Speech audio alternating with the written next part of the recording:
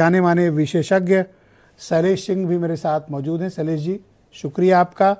इस वक्त जैसे हालात हैं और जिस तरह की स्थितियां हैं, जिस तरह का एयर पोल्यूशन है, उसमें आम आदमी तो क्या, ख़ास आदमी के लिए तो चलिए एयर प्यूरीफायर है, और बहुत से लोगों को तो मैं देखता हूँ आजकल एयर प्यूरीफायर वाली गाड़ियों से भी चलते हैं, यानी उनकी गाड़ियों में भी एयर प्यूरीफायर है। जैसे एयर कंडीशनड होता है उसी तरह उनके घरों में भी है, दफ्तरों में भी है। आम आदमी के लिए ये बढ़ता हुआ वायु प्रदूषण कितना चिंताजनक है, कितना सीवियर है, और ये हमें बीमार और कितना बीमार कर रहा है।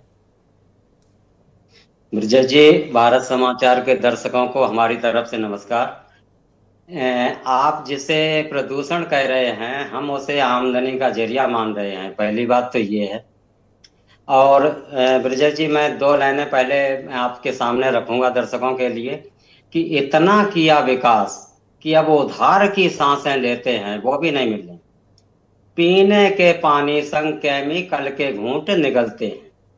तो ब्रजेश जी, अगर खैर फिलहाल आप दिल्ली के प्रदूषण की बात कर रहे हैं, और प्रदूषण कोई एक जिले की या राज्य की समस्या नहीं है, ये पूरे देश की एक आम आदमी की जिंदगी का हिस्सा बन गया है।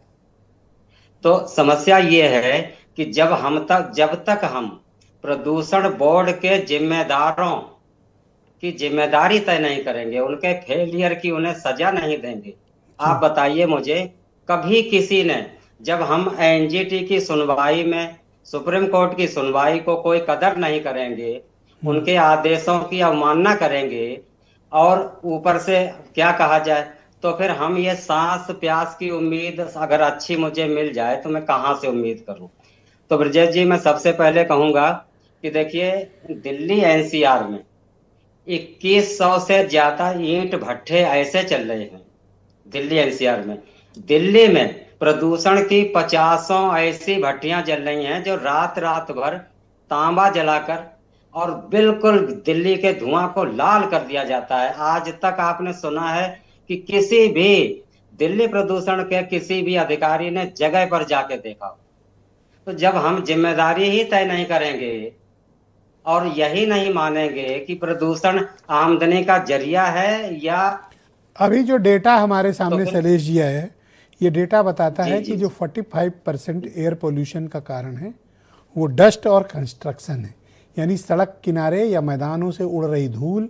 और जब ये व्हीकल के पोल्यूशन के साथ मिक्स होती है, यानी कि जो बर्निंग फ्यूल के साथ मिक्स होता है ये, तब ये बेहद घातक और ख़तरनाक हो जाता है, ख़ास तौर पर बच्चों के लिए।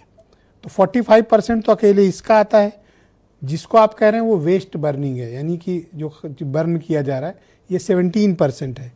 और हम गाड़ियों को बार बार कसूरवार ठहराते हैं, उससे तो सिर्फ 14% हो रहा है।